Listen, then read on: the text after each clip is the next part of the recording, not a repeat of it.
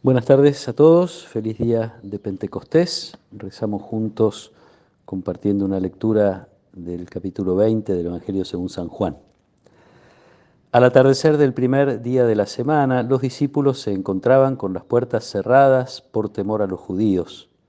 Entonces llegó Jesús y poniéndose en medio de ellos les dijo: "La paz esté con ustedes". Mientras decía esto, les mostró sus manos y su costado. Los discípulos se llenaron de alegría cuando vieron al Señor. Jesús les dijo de nuevo: "La paz esté con ustedes. Como el Padre me envió a mí, yo también los envío a ustedes". Al decirles esto, sopló sobre ellos y añadió: "Reciban el Espíritu Santo, los pecados serán perdonados a los que ustedes se los perdonen y serán retenidos a los que ustedes se los retengan". Palabra del Señor. La fiesta original de Pentecostés del pueblo de Israel tenía que ver con la recepción de la ley, 50 días después de haber sido liberados de la esclavitud, recepción de la ley que hace que se conviertan en un pueblo de alianza con Dios, y esto es exclusivamente para el pueblo de Israel. La experiencia de los discípulos en Pentecostés está dirigida, como nos cuenta Lucas en los Hechos de los Apóstoles, está dirigida a todas las naciones. En el relato del capítulo 2 de los Hechos de los Apóstoles aparecen allí personas venidas de distintos lugares, representando a todos los pueblos conocidos, y los discípulos hablan en diversas lenguas, según la diversidad de los oyentes allí presentes. Entre nosotros uno podría decir que existen diferentes lenguas, más allá de que haya que anunciar el Evangelio en todo el mundo. También es verdad que a veces, incluso mismo en el propio barrio, uno puede encontrar personas que culturalmente viven de otra manera, podríamos decir que tienen otros lenguajes, otra manera de expresarse en la vida. Ayer fui a un cumpleaños y había allí dos jóvenes que andan por los 20 años más o menos hablando entre sí. La verdad que más de la mitad de las cosas no las entendí. Hay como lenguajes diferentes, más allá de los distintos lenguajes que traen las distintas ocupaciones, profesiones, etcétera, que a veces para los que no conocemos son extraños. A veces uno escucha hablar a un médico y por ahí no entiende mucho de lo que se habla. Pero independientemente de eso, sí hay distintas maneras de enfrentar la vida, de concebir la vida, y entonces distintas maneras de expresarla. Lenguajes distintos, siempre en personas que en lo más profundo tienen mucho en común.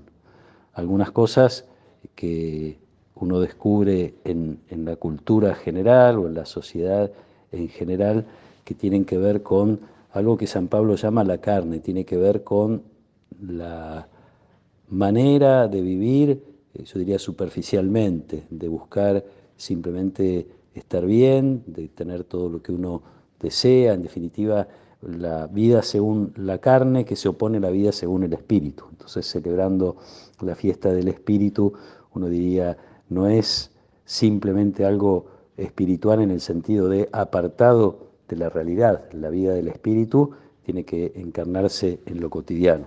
San Pablo, en una de las lecturas posibles para hacer en la misa de hoy, se refiere a que la carne desea contra el espíritu y el espíritu contra la carne. Y cita algunas de las obras de la carne. No voy a decir todas, pero lo pueden ver en el capítulo 5 de la carta a los Gálatas. Habla de la impureza, el libertinaje, la idolatría, enemistades, peleas, rivalidades, violencias, ambiciones, discordias, sectarismos, disensiones y envidias, entre otras cosas, como decía. Esa es la vida según la carne. Los discípulos reciben este soplo de Jesús, que les trae la presencia de Jesús alegría y paz, no para que sigan encerrados, sino para que con ese espíritu vayan a transformar ese mundo, que lo diría carnal, con la fuerza del Espíritu Santo, poder transformar esa realidad. Digo, los apóstoles reciben, nosotros recibimos. La difusión del Espíritu Santo es para enviarnos a ese mundo, encontrar el lenguaje, encontrar el modo de transmitir las cosas de Dios. Curiosamente, muchas de las cosas de las que habla San Pablo tienen que ver con la división, los sectarismos, disensiones, discordias, peleas. Y precisamente el Espíritu Santo lo que viene es a generar la comunión y la unidad.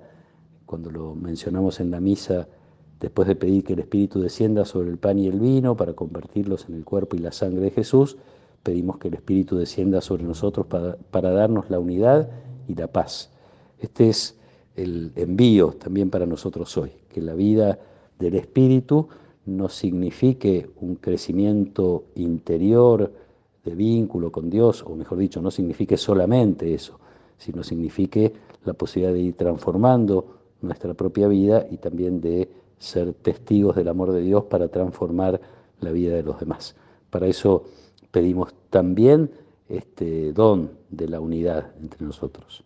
Condición, lo escuchamos estos días, condición para el anuncio. Padre, rezaba Jesús en la última cena, Padre, que sean uno para que el mundo crea. Pidamos este regalo al Espíritu de Dios, que nos ayude a mirar todas las cosas de nuestra vida, no solo nuestras dimensiones espirituales, sino también las materiales, mirar todas esas dimensiones desde Dios, dejar que el Evangelio vaya penetrando cada vez más y hacernos así testigos del amor de Dios frente al mundo, encontrando, como decía, los lenguajes, los modos que tenemos que tener para que el lenguaje sea, el mensaje sea comprendido y recibido. Que nos acompañe la protección y la bendición de Dios Todopoderoso, del Padre y del Hijo y del Espíritu Santo. Amén.